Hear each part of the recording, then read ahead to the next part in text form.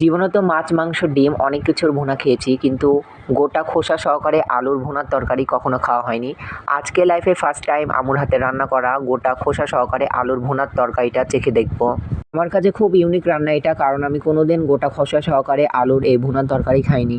এই আলু সবজিটা পছন্দ করে না এমন মানুষ খুবই কমই পাওয়া যায়। আমাদের সকলেরই এই আলু সবজিটা পছন্দ। প্রথম প্রথম ভাবছিলাম যে খেতে ভালো লাগবে না, যেহেতু গোটা খোসা সহকারে আলু। যখন আমি খেতে বসলাম, ভাইরে ভাই এত বেশি স্বাদ হয়েছিল, মনে হচ্ছিল যেন সমস্ত আলু তরকারিটা আমি একাই খেয়ে ফেলবো, কাউকে দিব না।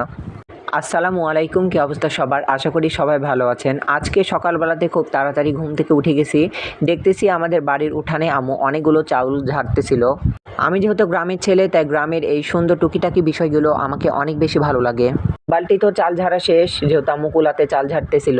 আরেক বালতি লোড করা বাকি ছিল, এটা আমি দিয়ে দিলাম আম্মুকে। 2 বালতি চাল একেবারে ঝেড়ে নিবে, তাহলে রান্না করতে আম্মুর অনেক সুবিধা হয়। আজকে দেখতেছি আম্মু অনেকগুলো খোসা সহকারে আলু কুটে নিয়েছে। ভাবতেছি এতগুলো আলু কিসে রান্না করবে। আমি প্রথম ভেবেছিলাম হয়তো মাংসতে রান্না করবে, কিন্তু গোটা খোসা সহকারে আলু তো মাংসতে খাওয়া যায় না। তবে আম্মু কি রান্না করবে চলো তোমাদের সামনে সেটাই দেখাবো। এবার একটা আলাদা করে পরিমাণ মতো সয়াবিন তেল ঢেলে দিয়ে তাতে গোটা খোসা সহকারে কেটে রাখা আলুর টুকরোগুলো ফোড়ন দিল। এবার সামান্য পরিমাণে হলুদ দিয়ে এটা ভালো করে ভেজে নিচ্ছিল। এখন আমি বুঝতে পারছি না যে আম্মু আসলে কি রান্না করবে। আলু ভাজা কি করবে?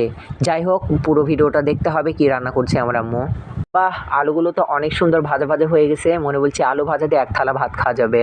এবার আলাদা একটি করে পরিমাণ মতো পেঁয়াজগুলো ভালো করে ভেজে নিচ্ছিল আম্মু। মনে রাখতে হবে পেঁয়াজগুলো খুব ডিপ ভাজা যাবে না, বাদামি আকারে ভেজে নিতে হবে। এরপর একের পর এক আদা রসুন বাটা, কাঁচা মরিচ বাটা, সামান্য পরিমাণে পানি, স্বাদ মতো লবণ এবং পরিমাণ মতো হলুদের গুঁড়া দিয়ে ভালোভাবে মশলাটা কষিয়ে নিচ্ছিল।